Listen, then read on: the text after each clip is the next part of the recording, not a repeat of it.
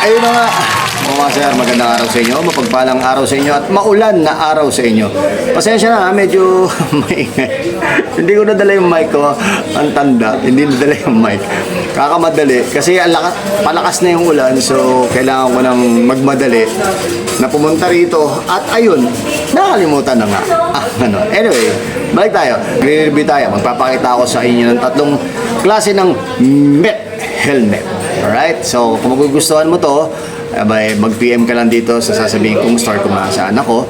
At syempre, kung bago ka lang sa ating channel at hindi mo pa alam kung ano tong mga mga ginagawa natin sa ating channel, ako po si Papa Jack at narito ako ngayon sa Bike Talk with Papa Jack. Kung magugustuhan mo to, like, comment, and subscribe lang. Then, follow nyo lang itong store na magre-review natin. Alright, ready ka na? Tara, sigilit lang to. Papa Jack ako, Papa Jack ako, Papa Jack ako.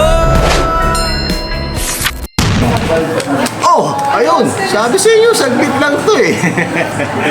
Hindi, andito ako ngayon sa may cycle art at nakakita ko at may mga nagtatanong sa akin kung ano daw ba yung maisasuggest ko na hindi siya affordable at the same time dekalidad na helmet. Ano nga ba yung dekalidad na helmet na pwede nating isuggest sa inyo? Meron akong tatlong ipapakita sa inyo na iisa yung brand pero magkakaiba sila ng model. Okay? Kung ano din yung magugustuhan nyo, then pag-PM lang kayo sa store na to. Alright, una natin, sisimulan natin, syempre, may kodigo ako. May kodigo ako para hindi ko makalimutan at hindi ako makapag-abono. Okay, bago lahat, shoutout muna pala sa ating mga partner at syempre, shoutout muna sa mga bago nating followers sa ating TikTok, sa ating FB page at sa ating dito sa YouTube channel. Alright, maraming salamat. Simulan na natin to. Ang una nating sisimulan, ito yung tinatawag natin na Met Trend. Ito yung Met 3K Carbon. Okay, papakita ko sa inyo ng buong buo. Pero syempre, habang pinapakita ko sa inyo yan, makikita nyo rin yung loob, yung straps, tapos authenticity. Sa mismong helmet niya, ito yung nakalagay. So kung may makikita kayong mga peke, maraming peke na lumabas nito. Baka hindi pa kayo nakakita ha, pero may peke na lumabas na Met. Okay? Baka yun yung ginagamit pampaputi. Metathion. Pero hindi yun yung... Ito, Met talaga. Bakit nga ba carbon? Kasi yung mismo meron siyang touch. Yung shell niya meron siyang touch ng carbon. Tapos, pagdating naman sa kanyang design, meron siya sa gilid na decals, 3K carbon na holographic. Okay? Pagdating dito, ito medyo rubberized to. Okay? Okay? May iba't ibang sizes to. Hindi ko lang alam kung ano yung size nyo. Pero kung gusto nyo ng ganito, pwede kayong mag-PM sa store na to. Mamaya sasabihin natin kung magkano to at kung saan nyo mabibili at kung paano nyo mabibili. Okay? Tapos, yung loob, yung cushion niya. Yung cushion niya, actually, hindi siya purong foam lang. Meron siyang rubberized sa loob. Okay? At sa presyo nito, I think talagang quality to. Maganda to. And then ito, this one. Ayun yung yan. Tapos pagdating sa straps, ordinary din. Nothing special. Okay. Oh. Yun. Ang size nga pala nito ay small to. Hindi ako nagkakamali. Small. Tapos sa loob nila nakalagay na air. So, yung vent nito, pasok na pasok, maganda. Kasi, pagka pumasok yung air dito, kung hindi naman kayo kung hindi kayo na susumbrero, nagsa-cycling cap, okay na okay to. Pero kung nagsa-cycling cap kayo, magbigay kayo ng konting allowance. Kasi kung halimbawa, small kayo, mangyayari, sakto-sakto sa inyo yung small na kinuha nyo, pero mahilig kayo mag-cycling cup, huwag kayong kukuha ng sakto-sakto. Maglagay kayo ng konting allowance. Okay? Pero yung sakto sukat lang para hindi magmukhang malaki sa inyo. Kasi baka mamaya, kakalagay nyo ng allowance, mas malaking sukat din nakakuha nyo. Gumalaw-galaw yung helmet at mukha kayong mushroom. Diba? So, ito yung 3K carbon helmet ni Met. Okay? So, susunod natin. Mamaya, sasabihin ko yung presyo kung magkano to. Standby ka lang at huwag kang maiinip. Huwag kang mag-i-skip kasi baka may mamiss ka dito. Okay? So, ito naman, tinatawag natin na base sa kodigo ko base sa kodigo ko, ito ay ang Met 30. Okay? Met 30 rin. Pero ang pinagkaiba niya doon sa isa, ito ay hindi carbon.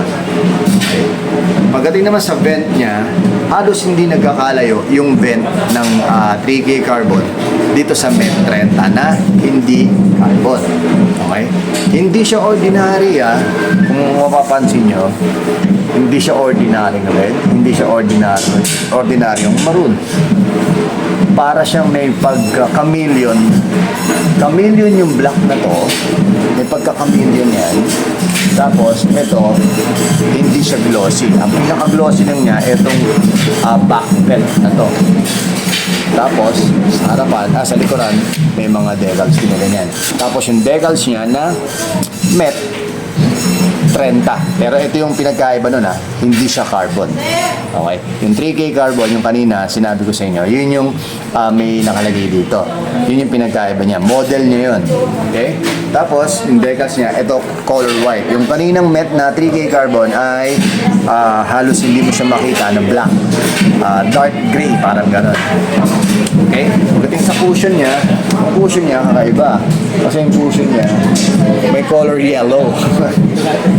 May color yellow dito. Nilalapit ko yung boses ko kasi nakalimutan ko yung mic ko sa house. So, para at least marinig nyo ng maayos kasi medyo maingay dito talaga. Okay? So, ang kagandahan lang dito, yung adjuster nito, masyadong tingnan nyo, ang elite niyang tingnan. Ang nipis, hindi kagaya ng iba na makikita mo, ang kapal-kapal. Ang gaya ng pagkakagawa nila. Napaka-elite ng tingnan ng adjuster niya. Di ba? So, dapat lang. Sa presyo niya, dapat lang na medyo maganda. Meron siyang kakaiba. Okay? Pagdating naman sa mga straps niya, okay naman siya. Dito, same din, ganun din. Okay, nothing special. Okay. So, dito naman, pagdating naman sa loob, itong loob na to, sabi ko, nagkaka-million siya. Tapos, ang size nito, I think, mga medium to. Yung isa kasi parang small siya. Sukat to Ganda.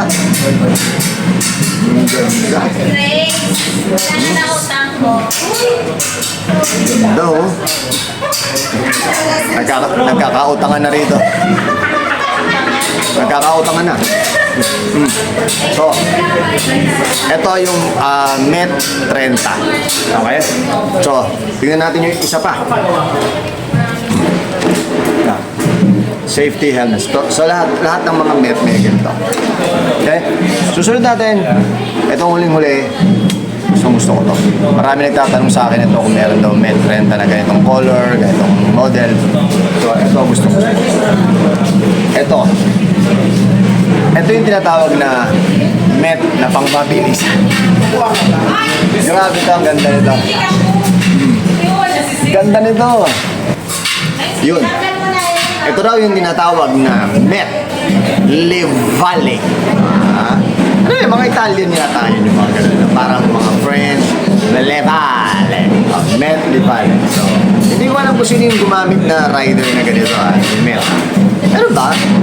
Comment nyo nga dito kung mayroong gumamit na rider na kahit sa Tour de France or nag-champion na rider na gumamit ng Met. Sorry hindi kasi ako masyadong fan ng si Pogacar kasi kilala ko dun ng road bike So, eto sa loob Ito yung unique dito sa ano. Ito yung unique dito. Ito yung nagustuhan ko dito. Ayan o. Yung loob niya, hindi lang basta foam yung nasa loob. Meron siyang para siyang acrylic na plastic na nakasupport mismo sa foam niya. Oh, ganda. Hindi kaya sa akin to eh, pero kung kaya sa akin to, sa akin. Oh, ganda nito. Pagdating naman sa vent niya, sa vent, actually, yung pare-pareho yung vent niya. Ito, meron lang siyang gitna. Meron lang siya nasa gitna. Etong ano, wala. Etong met na 30, wala. Etong met na Livale, meron siya, mas marami siyang vent. Left and right. Ayan o. Pero yung isa, wala. Etong gitna. Yung met 30 tsaka yung met 3K carbon, wala siya. Etong met Livale, punong-puno siya ng vent. Tapos sa likod, glossy white siya. Ito yung frozen white, tapos yung nasa likod niya is off-white. Tama ba? Halos, oo. Ay, yung ano niya, yung foam niya mismo sa gilid, ito, frozen white, tapos ito, parang, ano siya, parang, ibang klaseng white siya. Hindi siya, magkaiba sila ng white. Okay. Pero pareho, glossy to, pero yung loob, syempre, ano siya, styrofoam white. Parang ganun. Ito yung isa pa pinagkaiba nila. Ang pinagkaiba nila, bukod sa vent, pinagkaiba nila yung strap sa likod. Ay, yung sa likod, yung adjuster sa likod. Yung isa, mas manipis, mas elite tingnan. Ito, okay lang din naman. Tapos, meron siyang tatak na met. Okay. So, ayan. So, ito yung tatlo na sinasabi ko sa inyo na pwede kong i-suggest sa inyo ha. Kasi mamaya isipin nyo, hindi ko kayo, dinededma ko kayo. So, ayun, pagdating sa straps, same. Kakapareho sila. Ayan. Okay. So, ayun lang. Ayun lang. So, ngayon, pupunta naman tayo, Papa Jack, magkano ba yung presyo nito? Pero syempre, bago yan, shoutout muna sa ating mga major sponsor.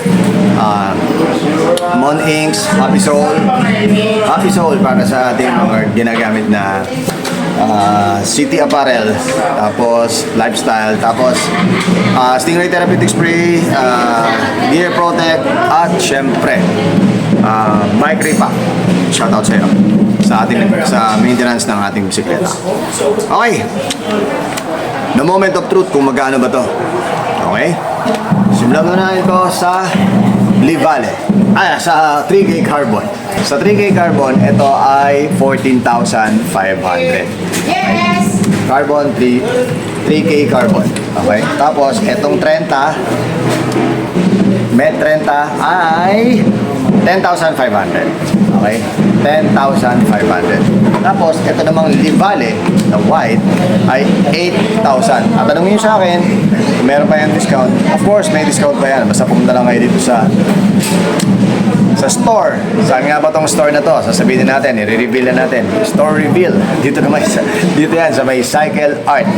Type nyo lang sa kanila, sa FB, Cycle Art, o gusto nyo pumunta rito, type nyo lang sa Google Map, Cycle Art, i-drive na kayo dito agad sa Quiapo, Manila.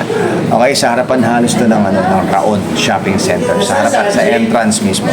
Okay, so kung gusto nyo nito, pwede kayo mag-PM sa kanila, pwede nyo ipa-deliver within Metro Manila, pwede nyo din ipa-deliver kahit saan panig kayo ng mundo, kahit saan panig kayo ng Pilipinas, pwede nyo ipa-deliver to.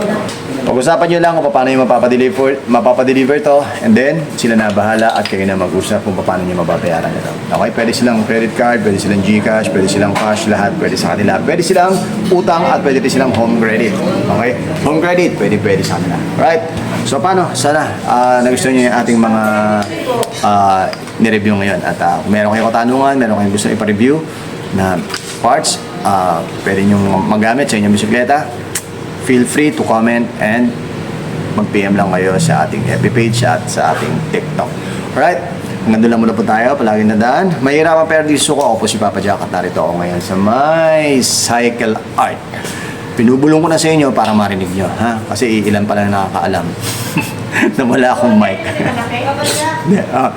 At palaging nadaan, At palawakin ang kaalaman, humingi sa Diyos ng gabay para sa ating paglalakbay. Ciao. 30 lang. 33 ka. Wala talaga ito sana ngayon. Ay, wala akong bigla eh.